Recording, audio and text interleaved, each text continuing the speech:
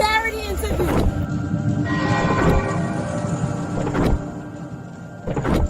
People like, oh, it would be so hard to undo all the corruption that exists within the system. No, it's actually relatively easy.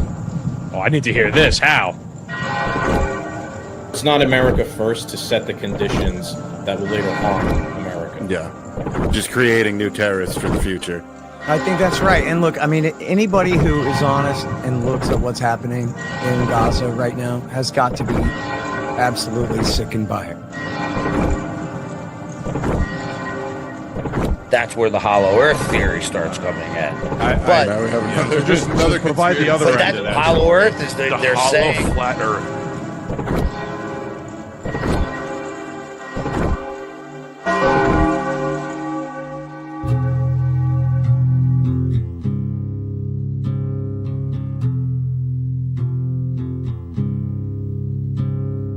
It's one small step for man, one giant leap for mankind.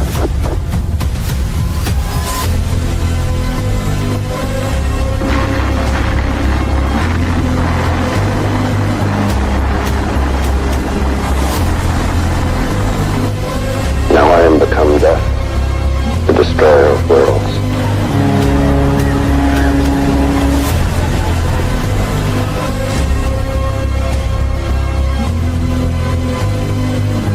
Nation was founded by men of many nations and backgrounds. Have you ever read about the reasons they attacked us? They attack us because we've been over there. Ignition sequence start. 6, 5, 4, 3, 2, 1. We have a liftoff.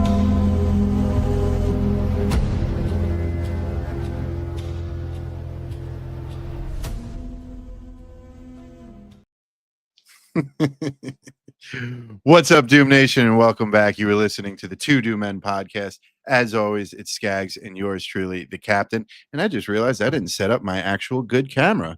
Scagz, why don't you tell everybody what we are talking about today? Captain's a little rusty. We haven't done a political episode in some time, and that's what we will be doing tonight. I promise you, we aren't going to just do political episodes when I feel it's time to remind everybody that we should not be supporting Israel. But that's what we'll be doing somewhat of tonight. We're going to talk about their heinous attack, or somewhat, I guess you'd call somewhat of an international incident that almost occurred with their attack on Hamas leadership in Qatar. Qatar is an ally of the United States. We'll talk about that. We'll give our thoughts. I thought I could share some stuff that we spoke about all the way back, Captain, on right after October 7th regarding Hamas and stuff like that. And we'll, of course, share a whole bunch of stuff. Some tweets by our favorite neocons. Captain and I also wanted to talk about whatever is going on with the COVID vaccine, which I feel like we're in the clear now. We could talk about it again. Like, hate to say I told you so, but I told you so. So. But like, I feel like we could talk about this again. The barometer, or like I licked I licked my finger and put it up to the air on YouTube the other day. I posted the video of Dr. Deborah Birx, and I put my own opinion to it as well. And, I put my thing was, harsh against the vaccine, and it got like a decent amount of views, which is, before that, on top of the fact that we're shadow banned before that, if I posted anything that has to do with the vaccine or COVID, and again, any views, including on TikTok, those days are over. So the wind has shifted in that regard. So we'll talk about that. Like, I feel like that me and you were probably a little bit disappointed the first couple of months of Trump's administration, even in regards to Bobby Kennedy and getting some sort of getting to the bottom of the vaccine and COVID. But like, there's some movement there now, which I thought we could talk about. What else do we got? We have crime. Yeah, I know you want to talk about what happened in. That poor girl getting stabbed on the train at night. Yeah, dude. I was telling you right before we started recording. I just saw the video of that girl, and I think it was in North Carolina or Charlotte, maybe. Saw the video. I didn't. It just, people are now posting it everywhere. It's terrifying. I wish I didn't see it. On Twitter, man. It's I don't think people should watch it, but I think people do need to watch it, because whatever this social experiment is, it's over. It's over. This turning the blind eye to what is clearly crime. These days need to come to an end. Yeah, immediately. The random acts of heinous, insane Mhm. violence. Mhm. Yeah, that's yeah. I don't, like, no society has survived just tolerating like randomly people walking Yeah. around and just stab people in the eye, Yeah. or like for how many years did we see in Manhattan, people just sucker punching old ladies Yeah. for no reason, And then what about that guy? What was his name? Penny or something? Choked Right. out the assailant. And look at him. National Yeah. news. They wanted Yep. to string him up. Yeah, the Just anarcho lay down tyranny and die. aspect, Lay right? down and die. Yeah, like if you defend yourself or if you, try and uphold the law or take matters into your own hands to uphold the law, you end up becoming a criminal, right? But then someone who just commits an insane act of violence. I saw like the mayor or whatever of Charlotte was like, oh, he's got mental illness and this and that. It's like, don't give a fuck. The guy put him under, girl's throat. throw him in the hole underneath the prison. Yeah, put him under every DA and attorney that got him off. Throw them in that hole with him, and they could all share their mental problems together. Yeah. Okay. Yeah, and the worst part too, even if a group of guys, just ran into this dude out in the street and are like, yo, you're the guy who stabbed that girl, and beat the shit out of him, they'd all get in. Trust me, that would be the national news. That would be the national news. So I guess we could just kind of, if you want to just talk more on that one, we'll start with that. I thought we start with Qatar and Hamas. But before we do that, we got a bunch of stuff coming up that I wanted to plug. This Friday, I'm not exactly sure how much we're going to get through, but we're going to try. We're going to try, and we're going to go to Big Lucha's house, and we're going to stream. We're going to try to stream SmackDown that starts at 8 o'clock. We really wanted to stream the Lucha Libre Worlds Collide. That's the Mexican, Libre wrestling. But turns out that's going to start at 10 p.m. Eastern time. Now, if you know the two dude men in Big Luch, we like to get fucked up. So, like, for us to start doing some sort of recording on a Friday night at 10 o'clock, that's a tall order. But we're going to give it a shot and see how it goes. If we start at 8, to be sober enough to continue by 10. That's yeah. We might be speaking Spanish and yeah, right. We might be luchadors by then. We all start off and we're like, yeah, John Cena, go, and then by AAA we're all in masks and just El Capitan, yeah, something like that, yeah. El Hijo de Capitan, some shit like that. All right, so that's Friday. Keep an eye out for that. We'll be doing something. We'll be hanging out with the guys. Saturday, September 20th, 4 p.m. Eastern time. We'll be doing Mario Party Liquor Jamboree. I don't know if Captain's going to be able to make that. I doubt I will be there for, but if I could get there for what comes after the Jamboree, I would very much like so. It's going to be a very similar event to what we were just saying. We're going to be playing Mario Party Liquor Jamboree, and then we got to do a whole other stream starting at 7 o'clock. We're going to be you'll become. I'm going to need you to bring like some fresh, not drunk energy into that, because then at 7 we'll be doing WrestlePalooza watch party with everybody. That's going to be the first WWE event on ESPN. Good card so far. We got husband and wife versus husband and wife. The Usos are back together again. We got Brock Lesnar and John Cena. And I think we're going to have Rusev versus Dominic Mysterio. He won the #1 contender spot last night. That's interesting. Against Penta. Yeah, I was laughing last night watching Raw. It was like, Seth Rollins had to come out and try and like calm his wife down, who was trying to get him into a fight. It's like your stereo. Now I'm starting to like Becky Lynch. Like I couldn't stand her, but I like this thing that they're doing here now. Now when she's a bitch wife, it works out. Now I'm starting to like her character. Now she's like, leaning into her character. Okay, so enough wrestling. Let's stick with the news. Screwing. What is it from Hankerman? There's 3 things that I'm good at: wrestling, screwing, and reading the news. I've already done 2 today. All right. I don't know, Cap. What other thoughts do you have on the crime thing? I know we haven't done any politics in a while. Trump's trying to crack down. They blew up that boat in the Caribbean as well. I'm glad you brought that up. Now, look, this is all off the cusp.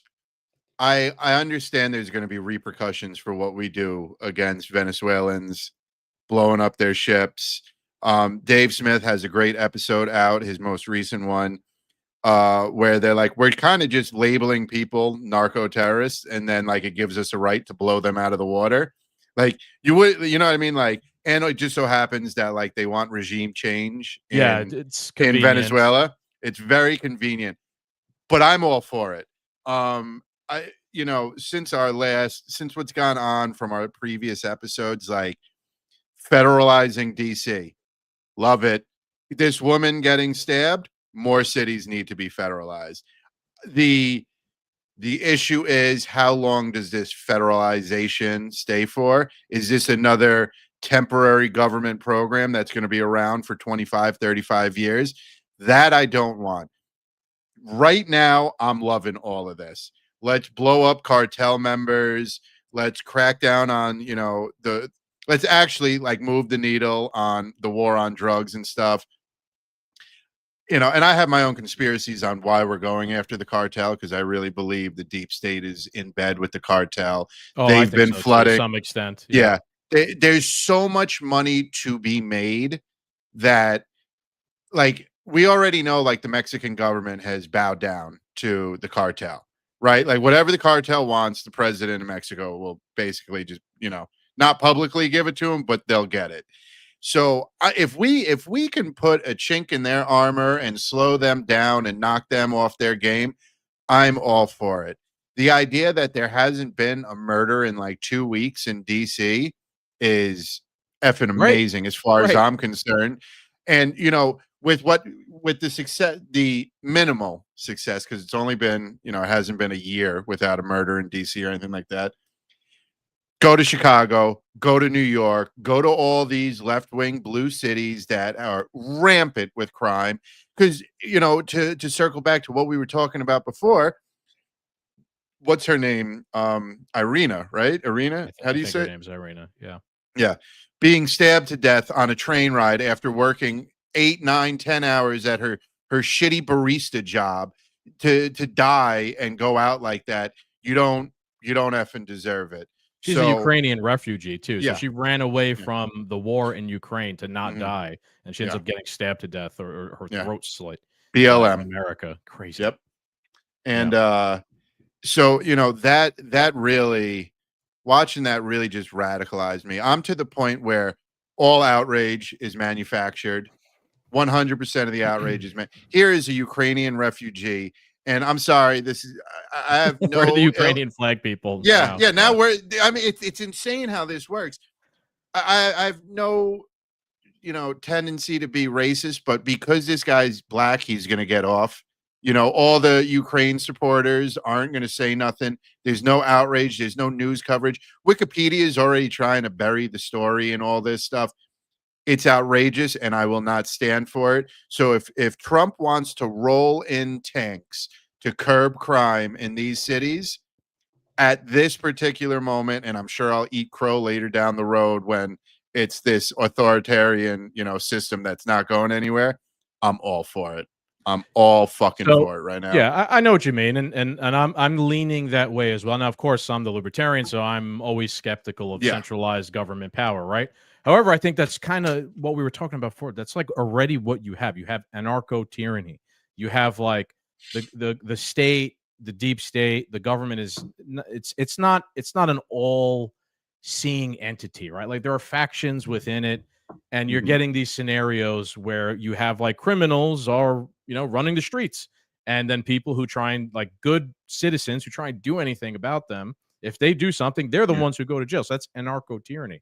So, like, you already kind of have that to some extent. Now, if Trump is going to come along and say, well, I'm going to grab the ring of power and I'm going to wield it to go and crush Sauron, and my only options are, like, Gandalf getting the ring and, going to fight Sauron, or Sauron having the ring and use it for itself. That's kind of like there is no libertarian president at the moment, right? Trump is not a libertarian. So, like, no. Look, it's worked. I've seen it work in El Salvador. I think is a good test case that President Bukele, like, just went and got rid of all the criminals, right? I don't know exactly how he did. Threw them all. He threw it all in prison. Threw them in a wood chipper. I don't know exactly. I know he went and, like, smashed. He went after, like, the culture, like the gang culture down there big time. He understood, like, it's not just a crime problem; it's a culture problem. It can be addressed. I shared the other day, I know I've said this on the podcast before too, like the pirates in Rome. It was Pompeii. Rome had, like, this gigantic pirate problem for years. All of Rome was kind of like, there's nothing we could do about it. We just got to kind of live with it. And then the new I forget what the emperor was. Maybe it was Caesar. He gave Pompeii, like, tremendous, like, executive authority. Like, I'm giving you 100,000 men. I'm giving you a fleet. Go and figure this out. Right? You have 5 years. He gave Pompey 5 years. Go and, like, Go after these pirates and get rid of them.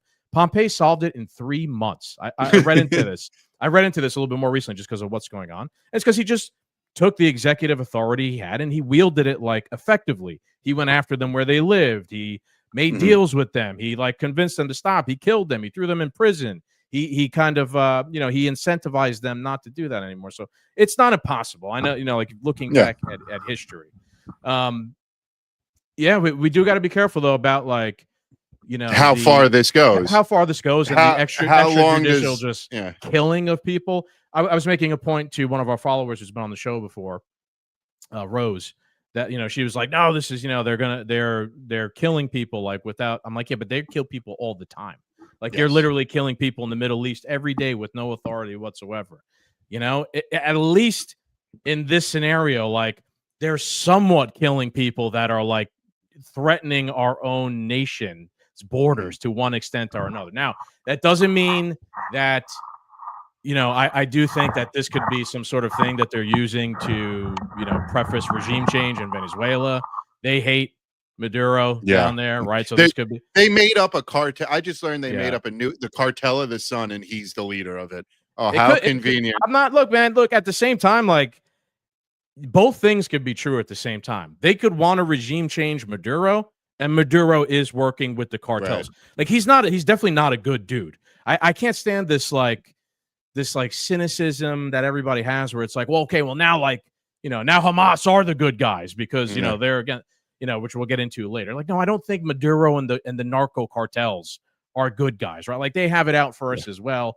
And we could be using that as a regime change thing as well. But I'm not on those guys' side either. At the end of the day, like, regime change out of this, like, because that's just us having our guard up because of everything. We should. No. And I completely believe that we're right in that sense. But at the same time, these cartels are profiting off of Americans dying on drugs or ruining families due to drugs, separating families due to drugs. And at the same time, their hands aren't like covered in blood either. All these cartel members have killed people in horrific, gruesome ways. So you know what? If we could slow it down, I don't give a shit. And like I said, back to the conspiracy, I fully believe the deep state's in bed with them. So if we could hurt that, for all we know, those boats could be transporting adrenochrome that was extracted from sex trafficked children.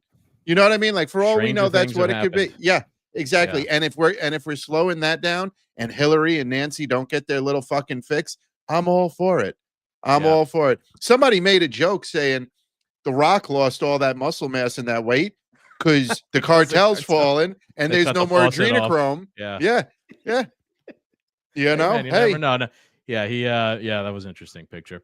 Just to get back to libertarian point to look again, I agree. I have all those skepticism. I think we should all be cautious of whatever is going on.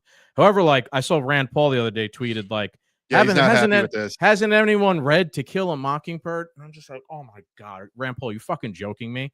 Like that's your response? Why? Because he killed Lenny for killing that girl, right? Like, or just I don't even know. The town was gonna rip him apart.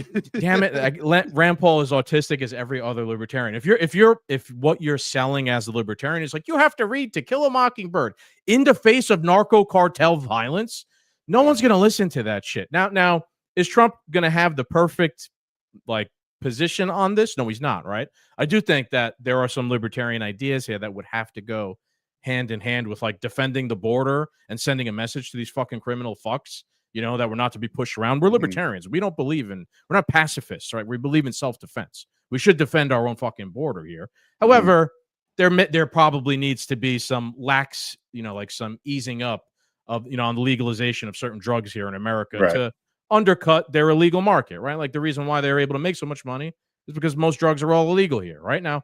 We could debate which one and what, and all that stuff, but that's not going to come. So it's not a perfect situation, but I'm not on the narcos side, So I'd prefer we're doing stuff like this than adventurism overseas and getting involved in more regime change wars, which we'll probably end up doing both. But this, honestly, we always laugh. Remember how much we used to say, I didn't know the Donbass was off the coast of California. You know what I mean? Like, Right. You know what? This is happening off the coast. Of Florida. Or it's in our hemisphere. Right. I believe in defending. I believe in defending our own area, our own region. What is it? The Monroe Doctrine. Yeah. At the bare minimum that I like about this, and I stand in agreement with it for now, because this could all go awry. And let's not get it twisted. If we do a regime change in Venezuela and we start killing quote unquote narco terrorists, we're only going to create a new generation of narco terrorists that we're going to have to fight in 20 years. Bottom line right there. But the thing that I love the most about this is just another thing where it's like, just the cartel and the drug problems, too out of whack. There's nothing we can do. We can't do anything about it. And Trump's just like, hold my beer. We're going to do something about it, which I'm in agreement with. For years, for the past 4 years, there's nothing we could do about illegal immigration. We can't stop the flow of immigrants over here. Trump gets into office, down 94%. There's always something we could do about the situation. We are the most powerful nation in the world. We are the most militarized nation in the world. We have a defense budget that has a higher GDP than most nations. I'd rather we be using the military for things like this, than in Ukraine or something. Exactly. And what you're saying is exactly what I said before. That's the reason why I was trying to draw the comparison to Pompeii and Rome, right? Like, we can do something. Something can be done. Yeah. This nihilism sets in society. Like, there's nothing we can do. We're just victims forever. And then someone comes along with balls, right? And they use brass balls. Always be closing. Pompeii was that guy. And they gave him 5 years and 3 months. He took care of the pirates, right? That's kind of similar to the problem we're facing here. Is it going to take 3 months? Probably not, right? But could it be done? Yes. Bukele and El Salvador proved it can be done, right? It can be, and it's beyond just the government addressing it too. Like, there's a cultural problem as well. Raise your kids not to fucking want to do crazy, insane drugs and things like that, and to be good people. That's part of it here. You can't just rely on smoke weed like us. Yeah, exactly. Yeah, and drink. All right. So let's move on to kind of the breaking news of today. Yes. I was saying before, man, this is one of those things that almost an international incident. This was to do this really in bad. Qatar was crazy. Yeah. Before we get started, refresh my memory, since you're more up on this. There was a ceasefire in place, correct? No, there was peace talks. So no, not anymore. No, there's a couple days ago. No, there was a ceasefire when Trump first became president. That expired. Then came the blockade of food. They've been they've been back and forth now at war ever since. They've not been able to agree. Trump got all of our hostages out, but there's still a bunch of Israeli hostages there. So the war has continued. Second question, has Netanyahu tried to get his own hostages out, or he's just using this to kill everybody? I mean, I haven't seen a good, strong push to get his, they say they are. They keep saying all Hamas has to do is release the hostages, lay down their arms, and everything goes back to normal. Who the fuck believes that? But anyway, so all of that aside, without getting into the X's and O's between Israel and Gaza, which this is related to, Israel launches an airstrike today against the Hamas leadership that has been residing in Qatar. Qatar is America's ally. We have a giant military base there. We have over 10,000 troops there. And they invested a ton of money in us. Yes. And they airstrike the Hamas leadership there. Everybody's panicking. Everyone's going crazy. I first see, and I know a couple days ago, Trump had tweeted, this is kind of my final ultimatum to Hamas, release the hostages and surrender. There won't be another time I'm asking, or something like that. So that was 2 days ago. Now this happens. So my initial thought is oh shit, did he fucking lure them back to the negotiating table and then airstrike the negotiating and then similar to what happened in Iran, where they were at the negotiating table when they launched the attack on the nuclear facility. And my first reaction is oh my God, you just red weddinged 2 times in a row your opponents. Right now, I have no love lost for Hamas. I don't those are not good dudes. I don't care if they get killed or not or whatever. But I'm looking at this from the America First point of view.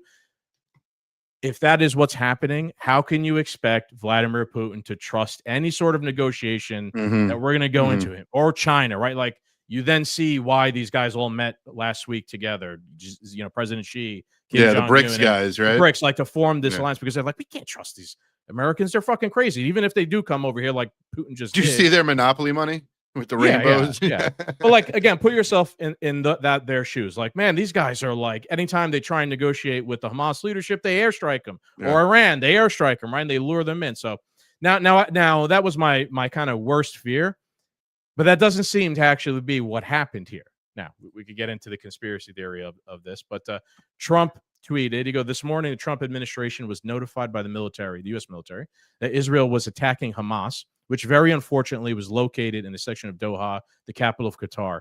This was a decision made by Prime Minister Netanyahu. It was not a decision made by me. Unilaterally bombing inside Qatar, a sovereign nation and close ally of the U.S. that is working very hard and bravely taking risks with us to broker peace, does not advance Israel or America's goals. However, eliminating Hamas, who have profited off the misery of those living in Gaza, is a worthy goal. I immediately directed Steve I pause you right there? Sure. Because I didn't read the tweet. I listened to similar message though. What's her name? The press secretary. She said the same thing, right? And he was like, what makes me laugh, he's like, this was super dangerous. We did this. This happened inside our allies' borders, which to me is insanely crazy. International incident. It's crazy. It's a crazy, Yep. Sorry. Wildly, but he's still like, we killed a couple of Hamas people, so that's a good. That's we killed a few dozen. There's a few dozen less now. I'm like, is it really like we're gonna risk an entire international incident for a few of them?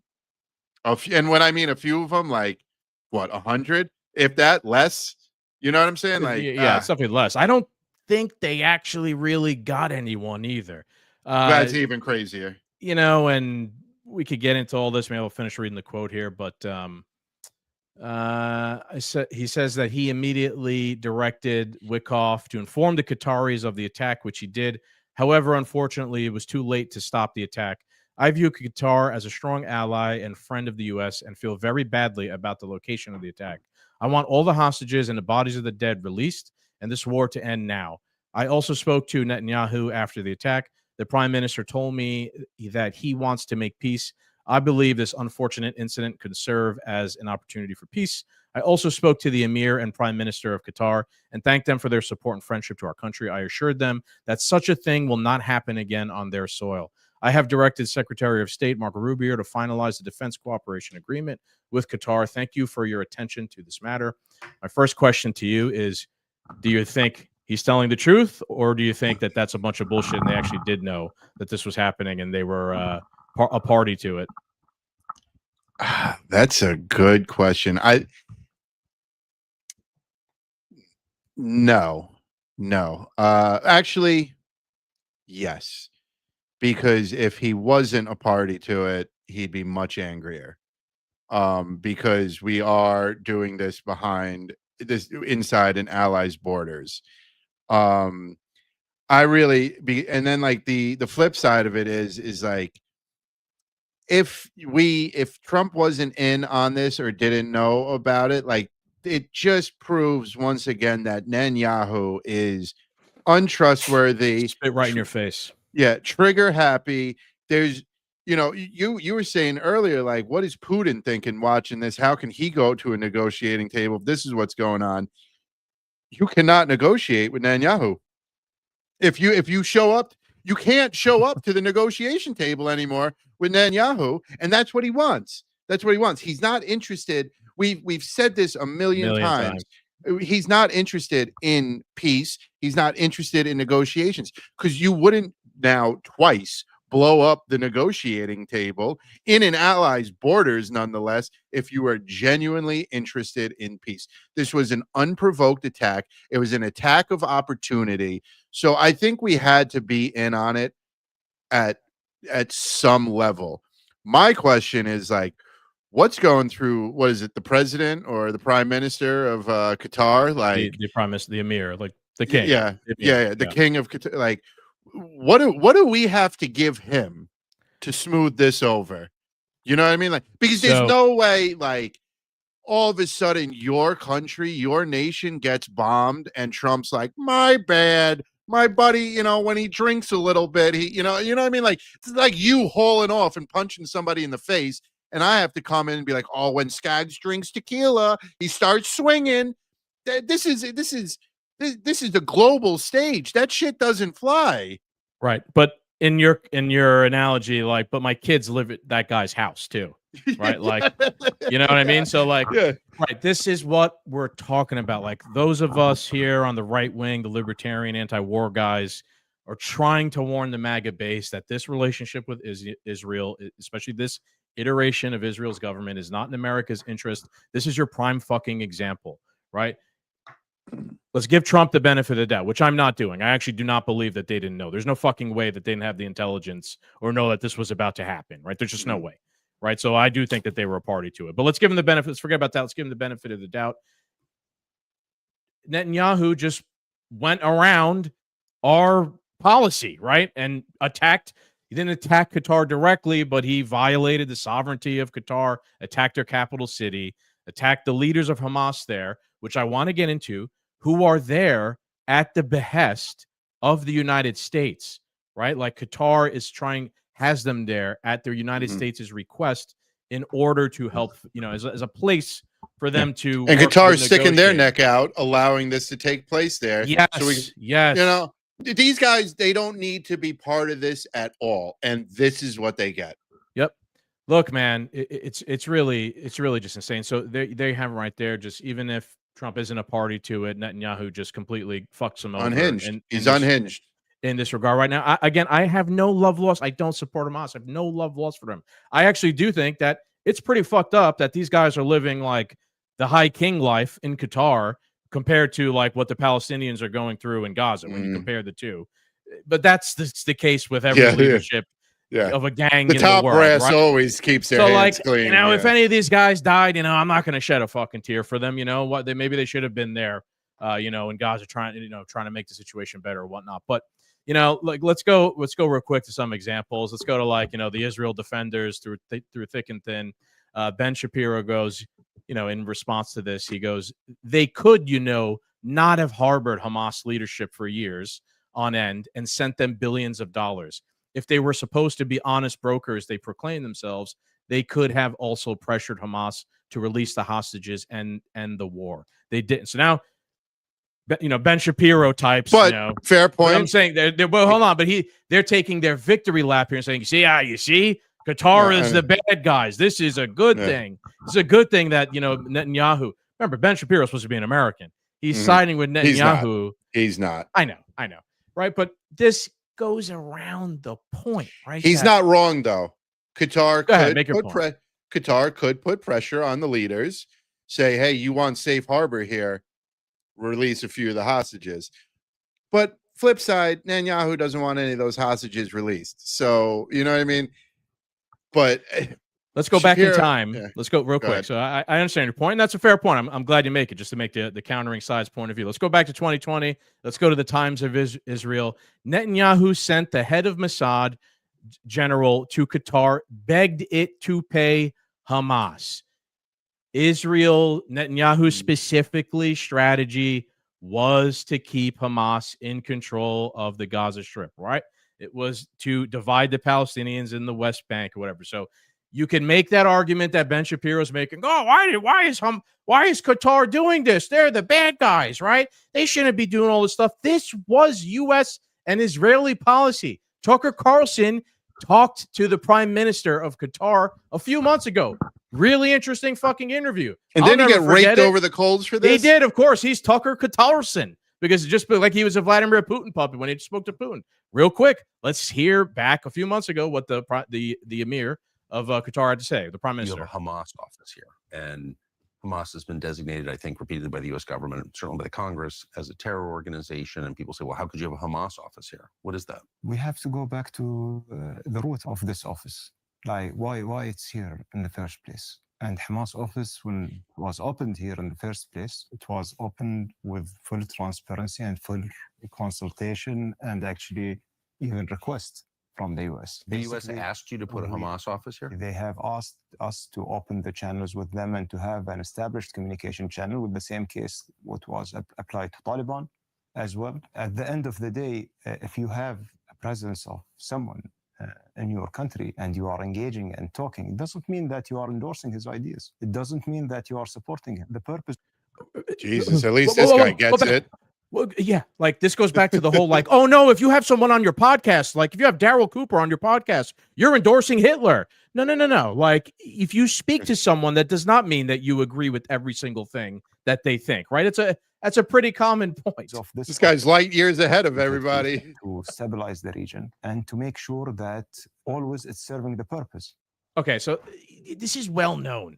This is not something me and Captain made up or some conspiracy crackpot thing. This is the Prime Minister of Qatar. At the time that came out, it was never contested. No one from like the administration went out and said, hey, from the U.S. government was like, hey, by the way, what the the guy in charge of Qatar just said, that's completely bullshit. We never record. No, it was never disputed or everyone knows that this is the case, that it was policy of Israel and the United States to have these guys there. But you're seeing this talking point be fucking shared all around social media now by the Hasbara, the Zionist guys like Shapiro, Mark Levin, or whatever. That like you see, this is a reason why we can't have a relationship with Qatar. They're harboring terrorists. They're supporting them. Blah blah blah. If they let's say they actually watch the Two Doom Men podcast, I'm sure they'd be accusing us now of being on the Qatari payroll or something like that. It's funny. It never ceases to amaze me that I don't think it's the general population or the general consensus, but there is a percentage of people that don't understand how peace talks work, or they must just not be interested in peace at all. It's got to be either or, right? Because you're gonna go and negotiate with Russia? You're a Putin sympathizer. We don't negotiate with terrorists. No, but if you want this war in Ukraine to end, because Russia and China might be the only two places that we can't just steamroll and turn into a parking lot overnight if we really wanted to. I'm sure we have the capabilities, but we'd have to split the world in two with nuclear bombs. To get the result of peace that you want, conversations need to happen. These offices, I understand why this office is open. It's very smart and intelligent to do this. And this is how, operating on a world stage would work. And these people they either don't understand how negotiations work, which is probably why they hate Trump so much, or they don't want peace. I don't know. I'm at a loss here. I'm at a crossroads of just confusion on why this outrages people. Like, I don't know what's in like the heart of the Qataris or the mind of them, right? But like they do host our base. They do work with us, right? Like the prime minister there said, like their interest is stability in the region. Guys. It's all good. Think of it logically. Like, like Trump went over there back in May and he gave that great fucking speech about how like the Gulf states have like tremendously improved themselves the past 20 years, instead, and they did it on their own without like the West coming in and having a nation build or whatever. Like, I do kind of think that their self-interest is like, hey, we got like a good thing going on here now the past like 10, 15 years. Like we kind of want it to like just stay like this. And we want stability. We don't want like what's happening in Gaza. We don't want a war with Iran. They're like a neighbor across the sea. Let's be real. We want to make money, right? Like that's what these guys want. They're not stupid people either. If they don't get in where they fit in, there's going to be a regime change. Right. I'm sure. And, they even kind of want to make peace with Israel, right? Like they all want to do business, right? But they understand the dynamics of like, hey, you can't, not at the cost of genociding some of our Arab neighbors up north, right? Like, how are we going to justify that to our population, right? Then heads will roll, perhaps. Something like that. So crazy. Let's test this on the new microphone. It's a great sound. Love it. I got one more Israel segment here that I've been saving for weeks, just because we haven't recorded, right? So part two of this. Hold on, before you get into it, has life been a little bit more peaceful for you, not covering politics continuously? I mean, I'm still on Twitter. I still engage. Oh, so am I, and I read all the stuff on Instagram and all that stuff, and I listen to my podcasts. But like disconnecting a little bit and not being on top of it has been It's good for you. Much more pleasant. Yeah, Captain, me and you got to figure out a better way how to detach ourselves from the emotional aspect of things. But at the same time, I guess it's what makes us enjoy it when we do. Yeah, right? So if there was no emotion, it'd be boring. Yeah, that's a good point, right? Okay, so Netanyahu, this is aside from the whole recent Qatar thing. Now, there's a little bit of old news, but Netanyahu, I don't know if you've seen, Cap, he's doing like the podcast circuit now, the past couple he months. was just with like 2-3 people, right? He did Dave PBD. Smith or something, right? No, he didn't do Dave Smith. I wish he would do Dave Smith's podcast. Dave Smith would fucking grill him. PBD. He did PBD, which is the clip I got. He did the Nelk Boys. He's doing a whole really. He's doing a Could whole you bunch. imagine the Nelk Boys like sobering up from a night of like drinking and coke and banging whores, and they're like, "All right, Netanyahu, let's go interview Netanyahu." But there was this one clip of Netanyahu on PBD's podcast, and God damn it, when I heard this, that's one of the few episodes I missed, which is crazy because I genuinely enjoy PBD's podcast. Mm-hmm. He's business minded. I don't think he's involved in the deep state. I just think he's a wealthy individual that has questions and a good head on his shoulder and is very good at explain. I genuinely enjoy his podcast. Maybe I'll go back and listen to it, but I listened to like 1 or 2 episodes afterwards. And the backlash this man has gotten. Yeah, I disagree with that completely because actually, see, and Dave Smith has made this point. I'm not taking credit for this. Like, the more Netanyahu goes on podcasts and talks, the better, right? Because he's going to make points like this that are completely contradictory. Then idiots like us are going to pick up and expose to everybody how this is completely bullshit, right? So I also I actually think that PBD did a decent job in his interview. It wasn't like your typical I'm going to roll over and let this guy do whatever. But okay, so this is Benjamin Netanyahu on Patrick Bet-David show. I want everybody to watch this, remembering the hysteria that occurred back when the attacks on the Iranian nuclear facilities back in June. This is months later. PBD's on the show, and he's talking kind of about the threat Iran poses to the United States, and then I'll make some points right after. So Israel is fighting here not only our war, but the war of our Arab neighbors, the war of the Western countries. They're developing now ballistic missiles that can reach deep into the heart of Europe. Their plan is to develop, the next thing is an ICBM, an intercontinental ballistic missile that will reach 8,000 kilometers. You add another 3,000 and they can reach New York. Where are you broadcasting from, by the way? Fort Lauderdale, Florida. Yeah, they can reach Florida, Fort Lauderdale, New York, Washington, Boston, and after that, any other city in the United States. And they intend to put nuclear warheads on these ballistic missiles. So this is a fact. And the main fact that I want to say is that we're fighting in many ways the war of the West, the war of Western civilization against these barbarians. And our victory will be your victory. Okay. Sorry, let me put this away. I don't know if you heard it, Cap. And Yahoo goes, they're developing, he goes, they're developing now intercontinental ballistic missiles that they could put the nuclear weapons on. Mm-hmm. Where are you located? New York? Oh, Miami? They could reach over there.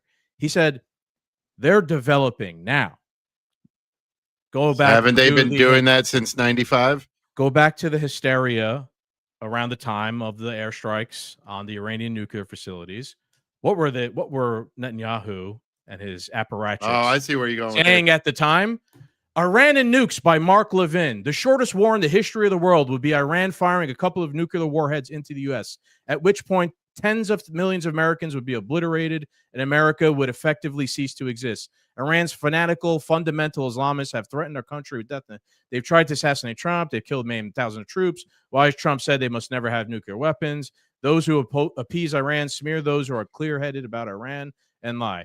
Iran's leaders are warmongers. Let's also go. Now, I'm sorry to pick on Mark Levin, but he was the guy that was on Fox News, like the he was on, Fox News, like leading the charge in terms of like the pro-war propaganda. Mm-hmm. Mark Levin, time to act or Iran will have nuclear warheads on their intercontinental missiles aimed at our country. This is March 8th, 2025. This is before the attack in June.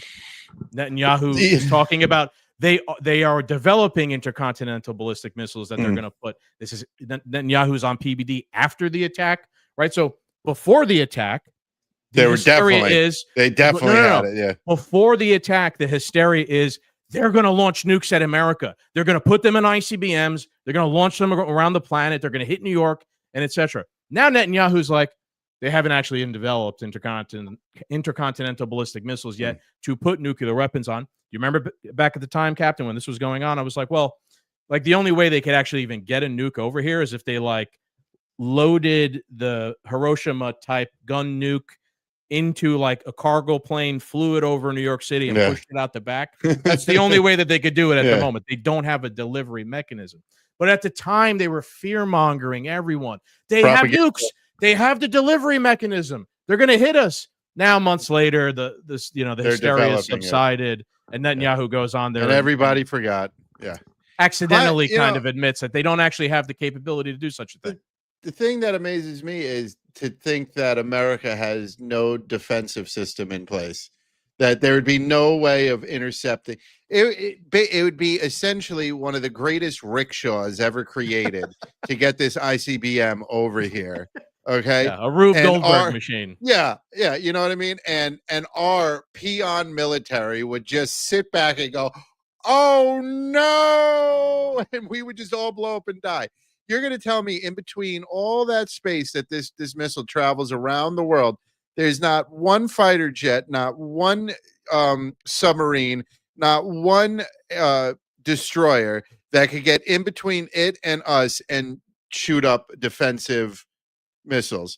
And that's on top of before we even install the Golden Iron Dome or the Golden Dome, whatever the hell Trump wants. I'm still in favor of that one. I don't want to pay for it, but I'm in favor of that one. It's ridiculous. They're going to have one or two, and we're going to intercept them. I have full faith. Full faith. The moral yes, it would start here, World folks. War III. It would start World War III, and it'd be a horrendous time. Excuse me, but I really feel like we're walking away from that one. Again, forget about even the nukes. I'm talking about propaganda. They don't have the delivery mechanism to launch them at us, right? So the moral of the story here, folks, is in the propaganda spin up to war. They're lying to you. They're just trying to make you afraid, telling you the most heinous, insane shit. Months later, they'll even admit that, it's not like Netanyahu was like coming clean or anything. It's like a casual off the cuff remark, but people don't remember, people don't forget. And that's why it's good that, he's out there doing this. And you know what? Save that clip because this is all far from over. And I wanted to do it. Trust me when I tell you, somewhere down the road, there will be more propaganda that now Iran is going to shoot a missile and blow us all up. And, just a few months ago, they were in development. Now they have them again. Now it's in development. Trust me. Next time we're going to have to attack them again because they've almost developed intercontinental ballistic missiles now. Now it's another reason why, or something like that. So last time they had them, now they're developing them. Yeah. So I want to get to our last topic because we haven't in a long time, and I think it's important. But COVID, we were done with this, but I'm glad it's back on the table. Looks like COVID's back on the menu. Let me expose this real quick because a bunch of random shit's been going on the past couple weeks. You're seeing like all the shit libs are up in arms again about the CDC and COVID. So I'm like, oh, something's going on. I have just one statement to say. Shout out to RFK. Finally getting some traction here on what he should be doing this entire time. And I love watching these liberals melt down. We're not trusting the science. This guy, listen to his voice. How can you listen to your voice, bro? All right. Get the fuck out of here. Yeah, you know what? I'm sorry, but I know we should be skeptical of people. I'm behind RFK Jr. 100% here. Yeah, I'm glad he's back working on COVID instead of anti-Semitism at the HHS because it's not the fucking problem for HHS to solve. But it's fun. It's fun. It reminds me of the good old days. Now we're watching the branch COVIDians get back at it. But okay, so let's see what's going on here, right? So the other day, this is September 1st. Trump posted. He said it's very important that drug companies justify the success of their various COVID drugs. Many people think that they are a miracle that saved millions of lives. Others disagree. With CDC being ripped apart over this question, I want the answer and I want it now. I have been shown information from Pfizer and others that is extraordinary, but they never seem to show these results to the public. Why not? They go off to the next hunt and let everyone rip themselves apart, including Bobby Kennedy Jr. and CDC, trying to figure out the success or failure of the drug company's COVID work. They show me great numbers and results, but they don't seem to be showing them to many others. I want them to I want to show them now to the CDC and the public and clear up this mess one way or another. I hope Operation Warp Speed was as brilliant as many say it was. If not, we all want to know about it and why. Thank you for attention to this matter. This is the first time Donald Trump has ever introduced the possibility that there's something wrong, that he was wrong, or that there's something wrong with the COVID vaccine. And like to some real quick, to some leftist Democrat soccer mom, that might sound crazy to you. You might think that Donald Trump is leading the charge of anti-vaxxers.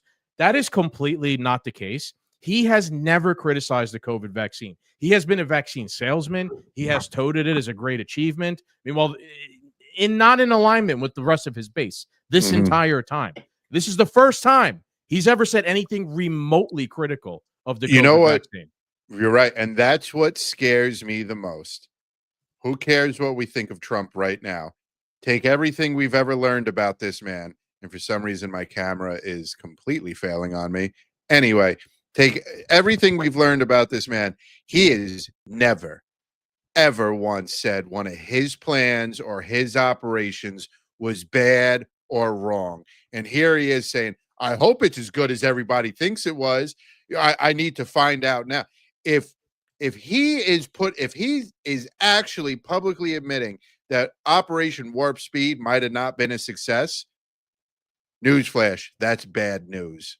That's really that means bad it's news. That's really like, fuck, we were right.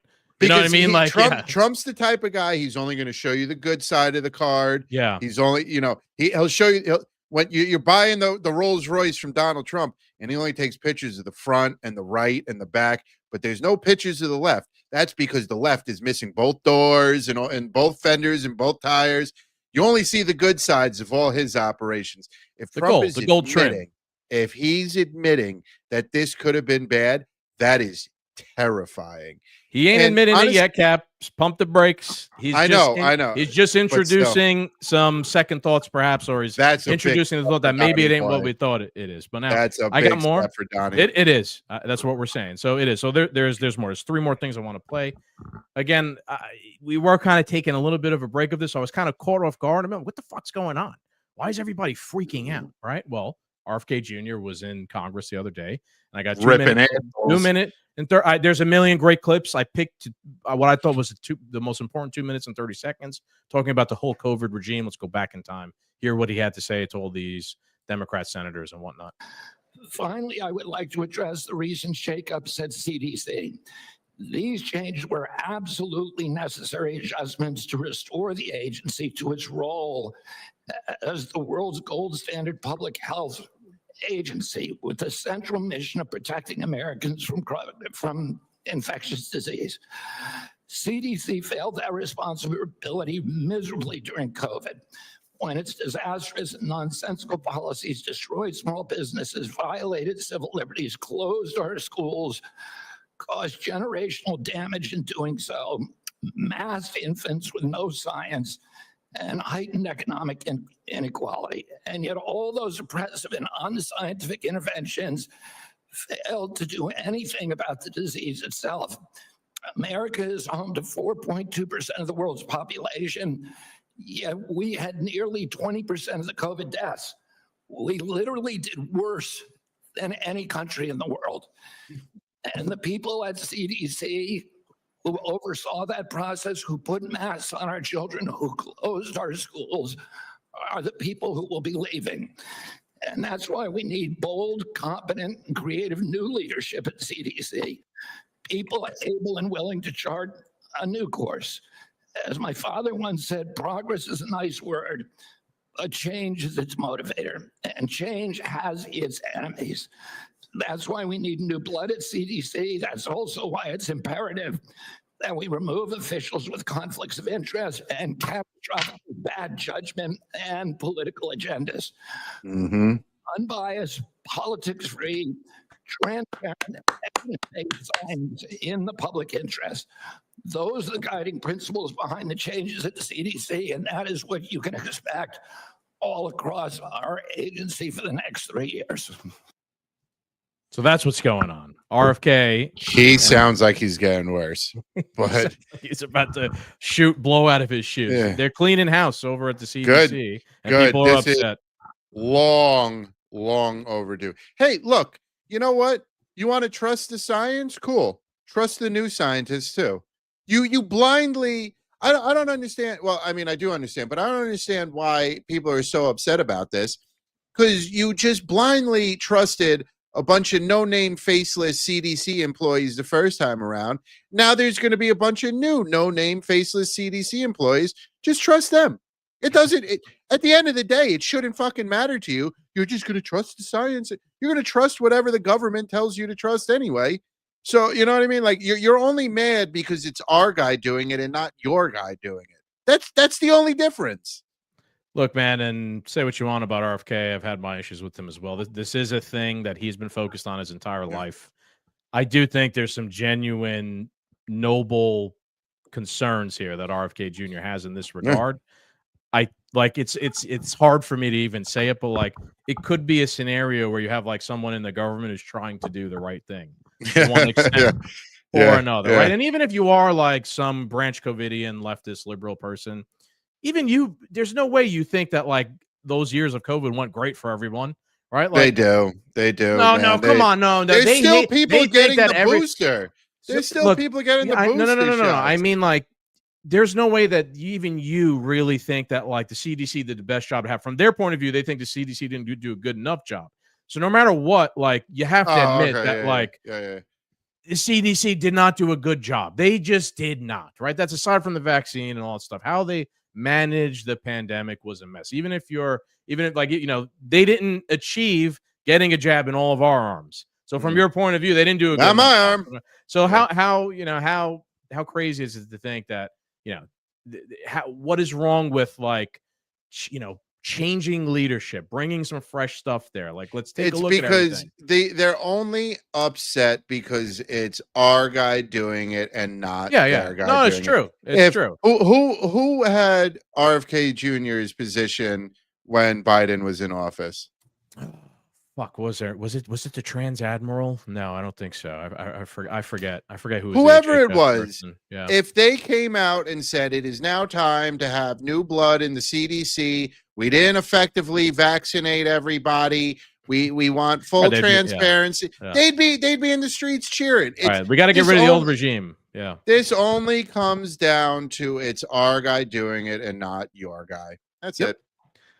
I think it's a good thing. It's a couple back and forths here. Now, again, I want to expose a lot. So while this is I hope going we see on, some type of accountability, though, because people, or at least, you know, it'd be nice if our public health establishment. It's funny because there's 3 people in my life that I know they didn't get boosters, but they got vaccinated, and now one of them has out of control allergies all spring long that no medicine can afford. No medicine can cure. Glaucoma has now entered the chat for them. Another one who she has hormone issues during the time of her period. And another one, a perfectly healthy male in his late 40s, early 50s. Seizures, problems with seizures. Never had them, didn't have them in his family. None of this stuff ever happened before. All 3 of them fully vaccinated. We're past the insane hysteria of COVID. I think it should be completely reasonable that anyone should think at this point we could at least look into why those things are happening. Yeah. That's something. Are we they all connected? Be able to agree on. Are they? Maybe they're not. But let's at least take a look honestly, right? So again, I just want to share a couple more things. You go see on our page. I posted Dr. Birx, who was Fauci's right-hand man. You know, she even admitted the other day. I won't play the full thing here, but you know, she admitted on TV the other day that you know, public health experts made potential claims that the COVID vaccine did more than what it was studied to actually show. This is what me and you were fucking screaming at the time. Yeah. That the logic made no sense, that they were saying it stopped transmission where it wasn't, right? And they were basing all their policies, the COVID passports, on like, if you want to come into this place, you have to have a vaccine, because if you don't, then you're putting the people who do have the vaccine at risk because you don't have They a vaccine. really tried to tell us that if you put 99 people who were vaccinated in a room and entered one person who wasn't vaccinated, all 99 people were going to get affected, even though the vaccine was 100% proof that you could not transmit it or get it. Right. And again, now, Birx was Fauci's right-hand man. She was up there during the insane part of COVID. She was making claims like this, and all that, right? And that is evidence right there that they fucking lied. There's a great book by Tom Woods called Diary of a Psychosis, where he, like, over the course of those years, he kind of like journal enteried all these, public health experts, the statements they made, and he posted charts, of all the statements they were making, how it was contradicting actual data. There were no trends. These trends that they're citing that, like, oh, getting vaccinated stopped it. There are no trends, masking, the states that did it versus didn't. There was no correlation whatsoever. I mean, meaning that, like, all this shit that they were saying was 100%, they were 100% sure of. She's even admitting that they weren't 100% sure of. She's actually, in this clip, she actually admits that they knew that they were making claims that, that they were making claims that weren't factual. Yeah. Right. So again, she was secondhand man to Fauci. Like, yes, we should take a look at these people. Who If she knows they were bungled, factual, at minimum, they bungled the whole fucking operation. If she knows they were factual, imagine what Fauci knows. Right. Auto pen does not give you a pardon. You're going to fry. Hope so. All right. So again, at the same time, Trump is an enigma, right? Now I won't play any more videos because we're up against it here. But while this has all been going on, Florida actually announced that they're ending all vaccine mandates, right? Like, it's up to you. You want to get a vaccine, you go and do it. Oh, even when your kid's born, you don't got to inject him with 70 fucking things? I think so. I could be wrong, but I saw you have kids. How many did you have to pump into them? A lot. It's not getting to it. But again, so they asked Trump about this, and Trump kind of like backtracks to some extent. He goes, I think you have to be very careful when you say that some people don't have to be vaccinated. You have vaccines that work, and I think those vaccines should be used. Otherwise, some people are going to catch it, and they endanger other people. So this, again, goes back to the flawed logic that we were just talking about, that, like, if you don't if you're not vaccinated, you're going to catch it, and then you're going to endanger the people who are vaccinated. That makes no fucking sense. So he kind of backtracks a little bit, and then things shit gets crazy, right? Then, like 2 days ago, maybe this was Monday, they admit that it's poison. What's going on now? Right now, I'm thrown for a loop. Right now, on like Monday, Trump posts on his Truth Social, they're all poison, every single one, and it's a video of, what does it say here? It's he posted a video showing NIH geneticist and biochemist outlining that vaccines have toxic chemicals like mercury in them, and some could cause autism. What is going on? Dude, this is all within a span of a few days. I wish I had the chart. If I ever see it again, I'll save it and we'll show it. There is a side-by-side chart of, I think in the, like, let's just say 85, 87, new vaccines were introduced. And you see the chart of vaccines being entered, vaccines that children need when they're born or throughout their childhood go up exponentially from 85 to 2025, right? And it's just this big curve that goes straight up, right? And then if you look at the level of children born with autism between 85 and 25, it takes the exact same trajectory as the vaccine trajectory is. If you can't figure out what's making it, Darwin's past you, pal. All right. People, I know the counter argument to that will be like, well, they got better at testing for autism during that time. Maybe. Yeah. Let's take a look. Let's take a look. You want, okay, if you want to test maybe it is. What are the odds, though? What are the odds that it's the I also read it. Also, testing of autism perfectly also got better at the exact same rate. Yeah. Also, I read an article, I don't know how true it is, that Japan has been able to isolate the gene that gives children autism, and they could genetically modify it and potentially remove autism off the table altogether. Not to say everybody with autism out there, you guys are awesome. You guys are living normal lives. You guys are all great people. You're way happier than the rest of us. That's for sure. But apparently, there's a lot of libertarians who would prove you wrong on that one. They were pretty autistic, Captain. So. All right. Whatever's going on, we'll keep an eye on it. I think it's a good thing. I like we're rattling the cages, at least in regards to COVID. It hasn't been forgotten about. It seems like finally RFK Jr. is starting to focus. This is what we wanted him. We wanted him in there for. He's shaking shit up. Okay, we're got not hard people to satisfy. Just do what you told us you were gonna fucking do. That's it. I got tweets of the week. Did you have any? I don't know. Are you out of your mind? No, he didn't. Okay, but I got a couple, and they're good. I see Alex Jones already. Alex Jones the other day posted. Let me full size this Hold one. on. Alex Jones posted the other day. He goes, at Grok, are her breasts juicy? And it's a picture of Sydney Sweeney. And I'm just like, I see this. I'm like, what the fuck? Did Alex Jones mean to publicly post that? I don't understand. Was he drunk? What the fuck's going on here? At Grok, are her breasts juicy? Yes. Talking about Sydney Sweeney. Yeah, I mean, yeah, they are. I saw that on my tweet of the week. Great genes, everybody. Yeah. All right. My next one. This is a little more serious one, but I thought it was an interesting example of how the fucking corporate press lie about everything. This reporter, Selena Wang, she asked Trump a question the other day. She asked Trump, why target Chicago and Boston when there are cities in red states with higher crime rates? I actually do think that's a good point. Right. See, it does seem like he's only targeting Democrat shitty cities. Yeah, and well, not the red ones. making them look bad. Yeah. Yep. Yeah. So I don't disagree here.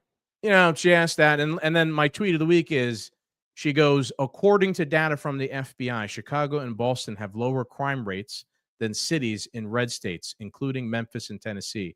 The data shows that Chicago has 17.5 murders per 100K people, and Boston has 3.6, while Memphis and St. Louis have crime rates of 40.6 and 54.1, respectively, per 100K people. She just cited two different statistics to try and prove her narrative. She cites murders per 100K people. And then crime rates, and then she cites crime rates. For per 100K. But she doesn't acknowledge that that's what she's doing. She frames it in a way that goes everybody's over everybody's. You know what I'm saying, right? Like she frames it as if she's talking about the same thing to make the point that, like, hey, red cities are also just as many murders happen, but she's just talking about crime. I have an easy solution to that. Federalize the police in Memphis. I don't give a fuck. Federalize them in every state for the next 6 months. And let's get 6 months of peace here. No more stabbing Ukrainian refugees while they're trying to go home. Crime is crime. Yeah. Okay. This one hurts. Defiant Oh L's. no. Defiant L's goes. He got himself. This is bad. This is bad. You might not. You've been out unplugged. You might not have seen this. Defiant L goes. The L is on me this time. I made an honest mistake, and I should have made a better choice before posting. I take full responsibility. Defiant L's posted. India has always welcomed Trump with open arms. Hitting India with tariffs over oil won't punish Moscow. It'll raise prices, destabilize markets, and help China fill the gap. Problem is, like, hundreds of accounts posted this exact same thing. They're all like, conservative, right-wing, big influencer accounts. All posted we hate India now. Yeah. No. They all posted this exact same post, meaning some like paid propaganda thing approached all of them, offered them money to start spinning a narrative in favor of India. They took the money, they didn't know that they all got approached at the same time, and they started posting it out. A lot of accounts got hit with this, including to heartbreak, Defiant L's. There's also a couple people in there you wouldn't be surprised. Some of the people who were part of the Epstein binder hoax, they tweeted shit like that. Again, it's an example of like everything is fake and gay in the political world, especially on Twitter. Most of this stuff you're seeing is like governments, NGOs, crafting narratives, trying to get their point across. Very few people are like the Captain and I, are just two retards who are just like putting our fucking thoughts out there. We have like jobs that we go to, and we do this shit for fun. We're like the exception. We're definitely not the rule. Yeah. And then my final tweet, which fucking killed me, by Pug. What the fuck? Why does it look so much like him? This is what's his name? Fucking the guy from New Jersey, Cory Booker. Cory Booker. That's Cory Booker. Yep, Cory Looking Booker. very white these days. Cory Booker got married, I think, or he got engaged finally. And this is a photo of him like carrying his new fiance. And then this picture of these two shoes looks exactly like him. That's right next fantastic. To him. I was fucking. Did he get up. engaged to a dude? No, a woman. Yeah, surprising, right? It's a shame. Yeah, so thought that was really fucking funny. I had a laugh. That's at that pretty one. funny. For anybody who's watching, if you're listening, for anybody who's listening, just pop over to the YouTube page at Two Do Men and just it's hour 1 and 11 minutes and like 15 seconds, and you'll see a hilarious picture. Yeah, it's two shoes that look exactly like Cory Booker laughing. Pink. It's weird though because they're pink shoes. Yeah. All right, that's our show. All right, Doom Nation. I hope you guys enjoyed this episode. It's been another political rendition of the Two Doom Men podcast. I hope you guys enjoyed it. If you didn't, I got 2 words for you. Goodbye. Suck it.